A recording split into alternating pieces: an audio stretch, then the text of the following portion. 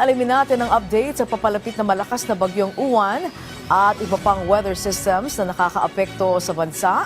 Ihatid sa atin yan ni Pag-asa Weather Specialist Leanne Loreto. Magandang hapon po. Magandang hapon po, Miss Angelica, at sa lahat po ng ating mga taga-subaybay. Sa ngayon, ito pong si Severe Tropical Storm Pongwong, nasa labas pa po ng ating Philippine Area of Responsibility at hindi pa nakakaapekto sa ating bansa. Ngunit malalakas na nga po ang hangin na dala nito. Kanina alas 10 ng umaga, ito po ay nasa layong 1,315 kilometers sa silangan ng Eastern Visayas. May taglay na po ang hangin na aabot sa 100 kilometers per hour at pagbugso na aabot sa 125 kilometers per hour.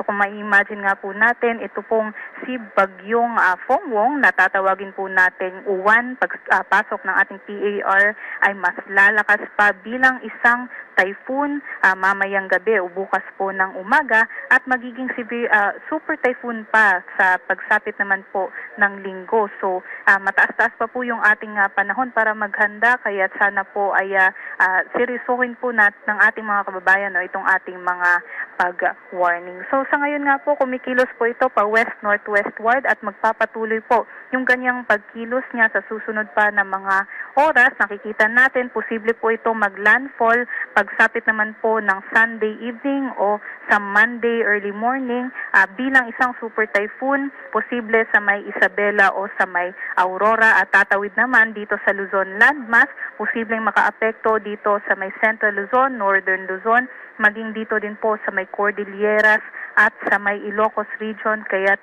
para sa ating mga kababayan ay maghanda dahil malalakas na hangin na maaari po natin may kumpara sa isang bullet train at malalakas din ang mga pag-ulan ng ating inaasahan. Posible nga magtaas na tayo ng wind signals mamayang hapon o bukas po ng umaga para po sa anticipation ng malalakas na hangin na dala nitong si Bagyong Pongwong. Posible po makaranas na po tayo ng mga malalakas na mga hangin at pag-ulan sa may summer provinces bukas po yan at posible din sa may Bicol region pagsapit naman po ng Sunday. At sa ngayon, may nakikita pa nga po tayo na posibleng maging bagyo pa na nasa labas ng ating PAR. Ngunit nga po, ito po nasa ating TC-TET potential pa, posible pa po ito next week. Kaya mag-antabay lamang po yung ating mga kababayan sa magiging development nitong potential pa na maging low pressure area o bagyo. Yes, Miss Leanne? Yes po. Opo, maglalabas din po ba kayo ng storm surge warning at saan-saan po kaya ang mga ito at ang maximum na taas po nito? Sa ating nga po nakikita ngayon, yes, dahil nga po super typhoon itong ating bagyo, pag malapit na po sa mga kalupaan ay maaari nga po yung mga storm surge o mga daluyong, lalong-lalo na dito po sa may summer provinces, Bicol region, pagsapit po yan bukas po, pinaka-earliest. At aside po doon, maaari din po yung mga storm surge dito po sa may southern, central at northern Luzon dahil nga po malawak po yung sakop nitong si Bagyong Uwan. At yung mga kataasan naman po ng storm surge, maaari po more than 3 meters. At nakikita nga po natin yung scenario na more than 10 meters po yung pinakamataas na mga storm surge scenarios dun sa malapit sa sentro nitong bagyo. Okay, malakas po at mataas po pala yan. Nakakaapekto po ba ang amihan sa lakas at direksyon po ng Bagyong Uwan? May mga nag-uusap ngayon na nakita raw nila na baka magbago po ang direksyon na tatahakin ng bagyo at lilihis ng konti patungong Taiwan. Ano po ang inyong monitoring dito? Yes po, definitely meron pong cause or yung epekto itong amihan or more specifically po itong Siberian high pressure cell o yung high pressure na nandito po sa mainland China, doon po sa magiging direksyon nitong si Bagyong Uwan. So posible nga po kung mas bumaba pa yung extent nitong high pressure cell na ito ay mas bumaba yung track ng ating bagyo at kung mas tumaas naman yung magiging yung shift nitong high pressure cell pataas, so tataas din yung direksyon nitong bagyo. So magdedepende po yun nga sa Siberian High na nandun po sa may mainland China.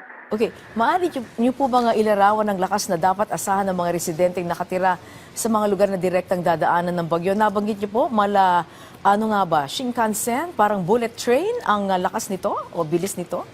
Yes po, kung super typhoon category po kasi ay para po siyang tren na ganun po kalakas yung mga hangin, kaya maaari na nga po ito maka-uproot ng mga puno. Meron din po yung mga light materials na mga bahay, ay posible na din po nitong masira yung mga bahay nito, pati mga electrical post ay pwede nang tumagilid dahil sa mga malakas na hangin na ito. Ngunit sa atin nga pong forecast, hindi lamang po yung mga malalakas na hangin ang kailangan bantayan, kundi pati yung mga malalakas na mga pag-ulan na delikado po dun sa dadaanan nitong si Bagyong Fongwong o yung Bagyong Uwan, dahil ito po'y dadaan sa may mga mountainous regions, So kung dun po siya dumaan sa mga bulubunduking lugar, posible po yung mga landslides at yung mga malawakang mga flash floods.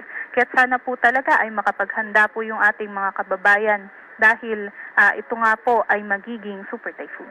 Alright, at para po mas maging handa ang ating mga kababayan, ano po ang sitwasyon na dapat asahan sa mga lugar na nasa labas ng landfall point at forecast confidence cone? Yes.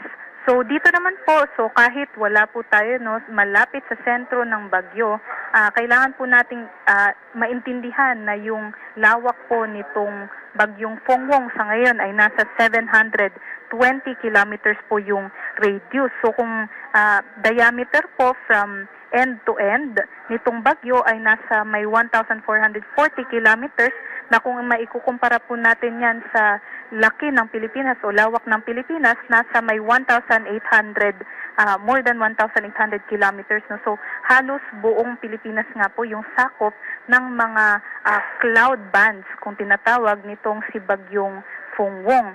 Kaya kahit wala po tayo doon malapit sa sentro, ay makakaranas pa rin po tayo ng mga bugso-bugso ng hangin at mga pag-ulan dahil po dito sa bagyo. Okay, at base nga po sa inyong tropical cyclone na threat potential, nasabi nyo nga po na meron kayong namataan na kasunod nitong Bagyong Uwan. Ano po ang monitoring natin patungkol sa lakas po nito? Basta ngayon, maaga pa para sabihin natin kung ano po yung posibleng lakas nitong namataan natin sa labas pa ng ating PAR. Dahil ito nga po ay para next week pa hanggang November 16, yung mga possible na epekto nito. Ngunit sa ating nakikita, yung track naman po nito ay almost similar po dito sa kay Bagyong Uwan. So posible po tahakin pa rin ito ang may Southern Luzon at Central and Northern Luzon area. Pero sa ngayon nga po ay hindi pa natin tiyak kung gaano po ito kalakas o posible nga po low pressure area lamang ito. Ngunit yun nga po, magantabay lamang po tayo sa updates galing dito sa Pag-asa. Salamat po sa inyong oras na ibinigay sa amin ngayong hapon, Pag-asa Weather Specialist Lian Loreto.